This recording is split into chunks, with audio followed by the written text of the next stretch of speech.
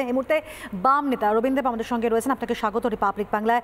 বলার কিছু নিয়ে অত্যন্ত দুঃখজনক এই খবর, তবেও জানতে ইচ্ছা করছে পশ্চিমবঙ্গে যেভাবে 34 বছরে বামফ্রন্ট জামানার একটা কোথাও গিয়ে দ্বিতীয় এবং শেষ মুখ্যমন্ত্রী বুদ্ধদেব বাবুর তার জীবনাবসান হলো। আপনার সঙ্গে তো অনেক স্মৃতি জড়িয়ে রয়েছে, এই মুহূর্তে কিছু শেয়ার করতে চাইবেন আমাদের সঙ্গে, কি বলবেন? শুধু এটুকু বলবো যে বাম আন্দোলন, ভারতের কমিউনিস্ট পার্টি, মার্কসবাদীর শীর্ষ নেতা, যুব আন্দোলন থেকে তার উত্থান এবং রাজ্যের প্রাক্তন মুখ্যমন্ত্রী, আমাদের পলিট ব্যুরোর প্রাক্তন সদস্য কমরেড বুদ্ধদেব ভট্টাচার্য দীর্ঘদিন ধরে নানা রোগে ভুগছিলেন, তার চিকিৎসা চলছিল।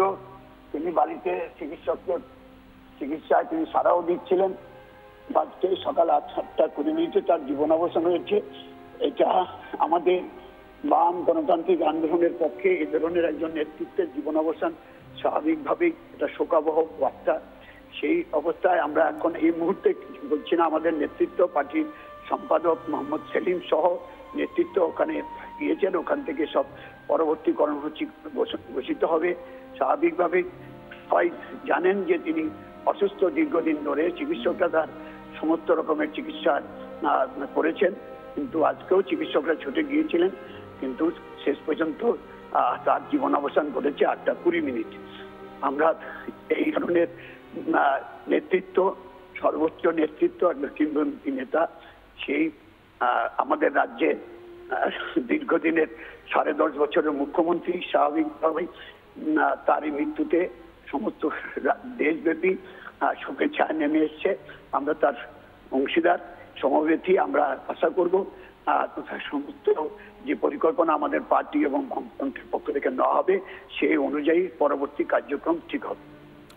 অনেকগুলো সময় একসঙ্গে থাকা, অনেক কিছু ভাগ করেছেন, সংগঠনকে মজবুত করার জন্য অনেক সিদ্ধান্ত নিয়েছেন অনেক সময়, তো সেই সম্পর্কিত কিছু স্মৃতি আজ তো অবশ্যই মনে পড়ছে। সেটা আমি এখন বলছি না, আমার রাজনীতির সূত্রপাত তার সান্নিধ্যে এসে যুব আন্দোলন থেকে, সুতরাং এবং সমস্ত বিধানসভা সব ক্ষেত্রেই এবং পার্টির নেতৃত্বের অংশ হিসাবে তার সাথে কাজ করার যে অভিজ্ঞতা হয়েছে, সেই প্রশ্ন অনেক বড় অভিজ্ঞতা। এই মুহূর্তে আমাদের বলার মতো আপনার পরিস্থিতি নেই। আমি আপনাদের কাছে এইভাবে দুঃখ প্রকাশ করছি, কিন্তু অন্য সময়ে যখন এই প্রশ্নের স্মৃতিচারণ করার সুযোগ আসবে তখন সেটা করব। এখন আপনাদেরকে এটাই বলছি, তার এই দেহ বাড়িতে আছে, নিতর দেহ স্বাভাবিকভাবে সেই প্রশ্নে যখন কর্মসূচি ঘোষিত হবে পার্টির পক্ষ থেকে, সেই সিদ্ধান্ত মোতাবেক আমাদের পরবর্তী কার্যক্রম ঠিক হবে। ঠিক আছে, বেশ, ধন্যবাদ আপনাকে। আমাদের সঙ্গে ছিলেন সিপিএম নেতা রবীন্দ্র দেব।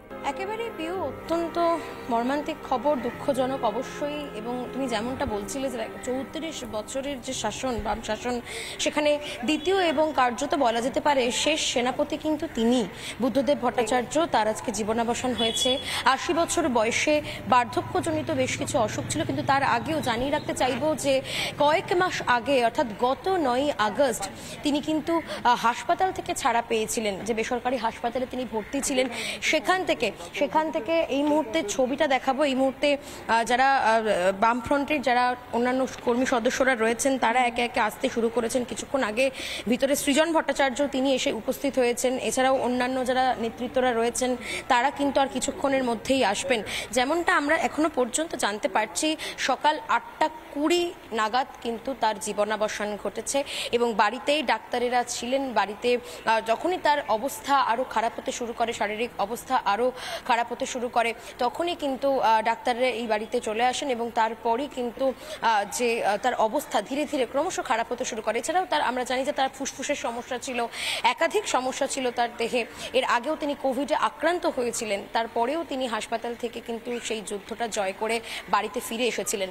12 দিনের মাথায় তাকে ছাড়া হয়েছিল। এর আগে একদম শেষবার যখন তিনি হাসপাতালে ভর্তি হন, 12টা দিন তিনি হাসপাতালে ভর্তি ছিলেন।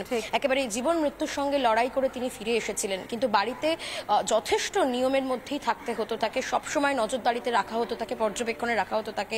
চিকিৎসকেরা 24 ঘন্টা থেকে পর্যবেক্ষণে রাখতেন, কিন্তু আজকে শেষ রক্ষা আর হয়নি। এবং যেমনটা জানা যাচ্ছে এখনো পর্যন্ত, তোমাকে আবারও জানিয়ে রাখতে চাইব, 80 বছর বয়স হয়েছিল।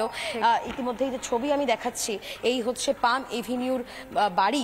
বুদ্ধদেব ভট্টাচার্য বাম জামানার দ্বিতীয় মুখ্যমন্ত্রী এবং আমরা যেমনটা বলতে পারি শেষ সেনাপতি হয়তো তিনি। এই মুহূর্তে যে সব থেকে ঐতিহাসিক যে গাড়িটা, সেই গাড়িটা একবার দেখাই, বুদ্ধবাবুর যে গাড়ি, সেই গাড়ি এখনো পর্যন্ত দাঁড়িয়ে রয়েছে। এই গাড়ি কিন্তু যখন তিনি হাসপাতালে ছিলেন, এই গাড়ি তাকে বাড়ি নিয়ে যাওয়ার অপেক্ষায় দাঁড়িয়েছিল। এই হচ্ছে WB060002 সেই গাড়ি, তার সাদা অ্যাম্বাসেডর। ইতিমধ্যেই সেই ছবিটা এই মুহূর্তে দেখাচ্ছি। এই হচ্ছে বুদ্ধবাবুর সেই গাড়ি, যে গাড়ি এখনো পর্যন্ত পাম এভিনিউর বাড়ির সামনে দাঁড়ানো রয়েছে। আর হয়তো বুদ্ধবাবু এই গাড়িতে চেপে হয়তো কোথাও যাবেন না, বা এই গাড়িতে হয়তো কিন্তু বসবেন না, কিন্তু সাদা অ্যাম্বাসেডর, তার যে সাদা অ্যাম্বাসেডর, এটা কিন্তু একদম স্মৃতি হয়ে থাকবে। আমরা জানি যখন এর আগে তিনি বেসরকারি হাসপাতালে ভর্তি ছিলেন, তখন তাকে বাড়ি নিয়ে যাওয়ার অপেক্ষায় সেই হাসপাতালের বাইরে এই সাদা অ্যাম্বাসেডরটি রাখা ছিল। যুদ্ধ জয় করে তিনি যখন বাড়ি ফিরেছেন, তখন তাকে অ্যাম্বাসেডর করেই নিয়ে যাওয়া হয়েছে, কারণ এই সাদা অ্যাম্বাসেডর তার অত্যন্ত পছন্দের গাড়ি ছিল। অন্যান্য সময় আমরা এখনকার দিনে যেটা দেখতে পাই যে নেতা নেত্রীদের যে সেই এসি গাড়ি, বিলাসবহুল গাড়ি, সেই গাড়ি কিন্তু বুদ্ধবাবুর নয়। বুদ্ধবাবুর সেই সাদা মাটা এই অ্যাম্বাসেডর করেই তিনি বিভিন্ন জায়গায় জায়গায় ঘুরে বেরিয়েছেন।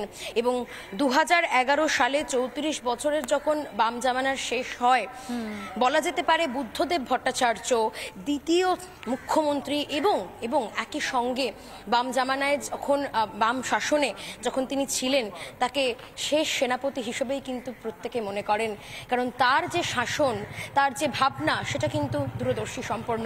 আমরা প্রত্যেকেই জানি। এই মুহূর্তে ছবিটা আরও একবার দেখাতে বলবো আমার ভিডিও জার্নালিস্ট মোহিতকে। অত্যন্ত দুঃখের খবর আজকে 8ই আগস্ট সকাল সকাল একটা অত্যন্ত দুঃখের খবর আমরা এই মুহূর্তে প্রথম ব্রেক করছি রিপাবলিক বাংলায়। ইতিমধ্যে তুমি দেখতে পাচ্ছ বাড়ির সামনে ধীরে ধীরে কিন্তু ভিড় জমতে শুরু করেছে। পাম এভিনিউর এই বাড়ি, যে বাড়ি বহু ইতিহাসের সাক্ষী, এই বাড়ি হচ্ছে বুদ্ধদেব ভট্টাচার্যের। প্রাক্তন মুখ্যমন্ত্রী তিনি, এবং আজকে তার জীবনাবসান ঘটেছে। ইতিমধ্যেই আমরা যে ছবিটা দেখাচ্ছি পাম এভিনিউর এই বাড়িটা আরও একবার দেখাই। এই বাড়ি এর আগেও আমরা বহুবার এসেছি, কিন্তু এই বাড়ির পরিবেশটা আজকে কোথাও গিয়ে একদম অন্যরকম। কারণ আজকে যে বাড়ি তার একেবারে প্রিয় জায়গা ছিল, বাড়ি ছেড়ে তিনি কোথাও থাকতে চাইতেন না। যখন তিনি হাসপাতালে ভর্তি ছিলেন, তিনি বারবার একটাই কথা বলেছেন, আমি বাড়ি যাব কবে। বাড়ি যাওয়ার জন্য তিনি একদম মুখিয়ে থাকতেন। বাড়িটা তার খুব প্রিয় ছিল। এবং এই বাড়ির ভেতরে যদি আমরা একটুখানি স্মৃতিচারণ করি, তার বাড়ির ভেতরে যে সারি সারি বই সাজানো রয়েছে, একটা ঘর, তার যে বিছানা, সেইগুলো তার খুব প্রিয় ছিল। এবং এই বাড়িতেই কিন্তু তিনি আজকে মৃত্যুবরণ করলেন। এই বাড়িতে থেকেই তার কিন্তু জীবনাবসান ঘটল। পিউ, একটা কথা না বললেই নয়, বুদ্ধদেব ভট্টাচার্য তিনি 34 বছরের যে বাম শাসন, এবং তখন তিনি দ্বিতীয় মুখ্যমন্ত্রী, তার যে ভাবনা, তার যে দূরদৃষ্টি সম্পন্ন ভাবনা, চিন্তাশৈলী, বিভিন্ন সময়ে তিনি বিভিন্ন যে বক্তব্য রেখেছেন, তার সেই সাদা ধুতি, সাদা পাঞ্জাবি পরে যে হাঁটা, সেই হাঁটাটাও কিন্তু একদম অন্য রকমের বলা যেতে পারে। আজকে সবটাই মানুষ হয়তো মিস করবে, প্রত্যেকেই তার স্মৃতিচারণ করছেন যে বুদ্ধবাবু কেমন ছিলেন। এবং আজকে সকাল 8:20 নাগাদ তিনি প্রয়াত হয়েছেন। বাড়িতে ডাক্তারেরা এসেছিল, ডাক্তারেরা তার চিকিৎসা করছিলেন, কিন্তু ধীরে ধীরে শারীরিক অবস্থা কিন্তু খারাপ হতে শুরু করে, ক্রমশ খারাপ হতে শুরু করে।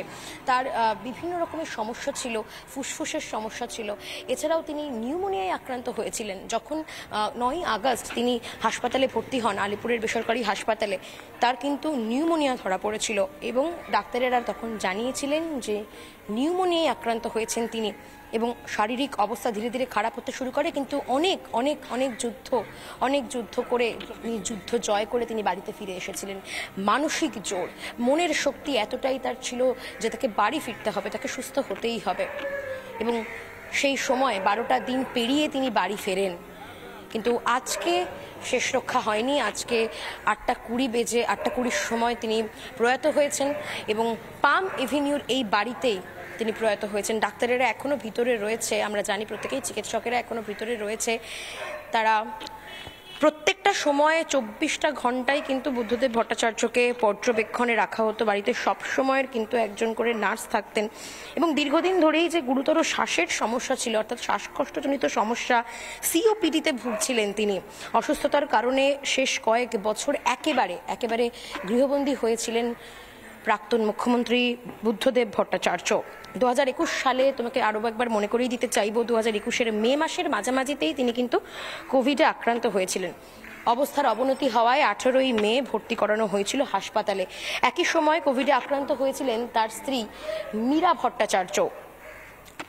তবে সব থেকে বড় বিষয় যেটা, যে গত 9ই আগস্ট তিনি যখন হাসপাতাল থেকে বিপদমুক্ত হয়ে বাড়ি ফেরেন, তারপর থেকে কিন্তু টানা আজ অবধি তাকে কিন্তু সবসময় পর্যবেক্ষণে রাখা হয়েছে। এবং একই সঙ্গে তোমাকে জানিয়ে রাখতে চাইবো যে বেশ কয়েকদিন তিনি যখন হাসপাতালে ভর্তি ছিলেন তাকে কিন্তু ভেন্টিলেশন সাপোর্টেও রাখা ছিল। এবং ইতিমধ্যেই আমি সৃজন ভট্টাচার্যের সাথে একটু কথা বলার চেষ্টা করব। আমি জানি কি সৃজনদা, কিছু বলার নেই এই মুহূর্তে, কি বলবেন? একটা গোটা বিমান বসু আসছেন, মোহাম্মদ সেলিম আসছেন, যা বলার ওনারা বলবেন, আমি এখন এখানে কিছু বলবো না। সৃজন ভট্টাচার্য এই মুহূর্তে কোনো কথা বলতে চাইছেন না, তুমি শুনতেই পাচ্ছ। কি আমরা কথা বলার চেষ্টা করছিলাম, যারা নেতৃত্বরা রয়েছেন, শীর্ষ নেতৃত্বরা রয়েছেন যারা বামফ্রন্টের, তারা কিছুক্ষণের মধ্যেই উপস্থিত হবেন। এসে বিমান বসু আসবেন, মোহাম্মদ সেলিম তিনি হয়তো আসবেন কিছুক্ষণের মধ্যে। কিন্তু আবারও একটা ছবিটা দেখাই, আমার ভিডিও জার্নালিস্ট মোহিতকে বলবো, মোহিত পাম এভিনিউর এই ছবিটা বারবার করে তুলে ধরো, কারণ এই ছবি সত্যি কথা বলতে এতগুলো বছর ধরে বহুবার এই ছবি সামনে এসেছে। পাম এভিনিউর বাড়িতে আমরা অনেকবার এসেছি, কিন্তু আজকে কোথাও গিয়ে একদম আলাদা, কারণ এই বাড়িতে স্মৃতি বিজড়িত রয়েছে বুদ্ধদেব ভট্টাচার্যের, প্রাক্তন মুখ্যমন্ত্রী। কিছুক্ষণের মধ্যে অন্যান্য নেতৃত্বরা তারা আসবেন, বিমান বসু আর কিছুক্ষণের মধ্যে এসে উপস্থিত হবেন। যেমনটা বলছিলাম যে সিওপিডিতে তিনি দীর্ঘদিন ধরে ভুগছিলেন, শ্বাসের সমস্যা ছিল। এছাড়াও তাকে কিন্তু যখন 29শে জুলাই তাকে ভর্তি করা হয় হাসপাতালে, আলিপুরের বেসরকারি হাসপাতালে, বেশ কয়েকদিন কিন্তু তাকে ভেন্টিলেশনের সাপোর্টে রাখা হয়েছিল, কারণ তার শারীরিক অবস্থা যথেষ্ট অবনতি হয়েছিল শারীরিক অবস্থার, এবং ভেন্টিলেশনে ইনভেন্সিভ সাপোর্টে তাকে রাখা হয়েছিল। ফুসফুস এবং একই সঙ্গে তার শ্বাসনালীতে মারাত্মকভাবে সংক্রমণ ধরা পড়ে। এই মুহূর্তে একে একে বামফ্রন্টের শীর্ষ নেতৃত্বরা তারা উপস্থিত হচ্ছেন। মোহাম্মদ সেলিম তিনি এসে উপস্থিত হয়েছেন, তিনি ভেতরে ঢুকছেন। সঙ্গে সৃজন ভট্টাচার্য তিনি রয়েছেন। এবং একই সঙ্গে তোমাকে জানিয়ে রাখতে চাইব, আর কিছুক্ষণের মধ্যেই বামফ্রন্ট চেয়ারম্যান বিমান বসু তিনি আসবেন। মোহাম্মদ সেলিম তিনি ভেতরে প্রবেশ করছেন, সঙ্গে সৃজন ভট্টাচার্য রয়েছে। এবং যখন আবারও একবার মনে করিয়ে দিতে চাইব, আজকে 8টা 20 নাগাদ তার জীবনাবসান ঘটে। বামফ্রন্ট জামানার দ্বিতীয় এবং কার্যত শেষ সেনাপতি প্রয়াত প্রাক্তন মুখ্যমন্ত্রী বুদ্ধদেব ভট্টাচার্য। আজকে 8টা 20 সকাল 8টা 20 নাগাদ তিনি প্রয়াত হয়েছেন। সৃজন ভট্টাচার্য তিনি সকাল এসে গিয়েছেন। মোহাম্মদ সেলিম তিনি ভিতরে ঢুকেছেন তাকে শেষ শ্রদ্ধা জানানোর জন্য। ইতিমধ্যে বিমান বসু আর কিছুক্ষণের মধ্যেই এসে উপস্থিত হবেন পাম এভিনিউর বাড়িতে। এই মুহূর্তে ডাক্তারেরা, চিকিৎসকরা যেমনটাই জানিয়েছেন, এখনো পর্যন্ত চিকিৎসক সূত্রে যেমনটা আমরা খবর পেয়েছি, যে শ্বাসনালী এবং ফুসফুসে নতুন করে কিন্তু সংক্রমণ ধরা পড়েছিল। এছাড়াও শ্বাসের সমস্যা ছিল, শ্বাসকষ্টজনিত সমস্যা ছিল, বিভিন্ন রকম রোগে আক্রান্ত ছিলেন প্রাক্তন মুখ্যমন্ত্রী বুদ্ধদেব ভট্টাচার্য। যখন তিনি হাসপাতালে শেষবারের জন্য ভর্তি হন, নিউমোনিয়ায় আক্রান্ত হওয়ার পরে ফুসফুস এবং শ্বাসনালীতে মারাত্মক রকমের সংক্রমণ ধরা পড়েছিল। তবে যুদ্ধ জয় করে ক্রমশ তিনি চিকিৎসায় সাড়া দিচ্ছিলেন, এবং তারপরেই 12 দিনের মাথায় তাকে বাড়িতে ফিরিয়ে আনা হয় পাম এভিনিউর বাড়িতে। এই মুহূর্তে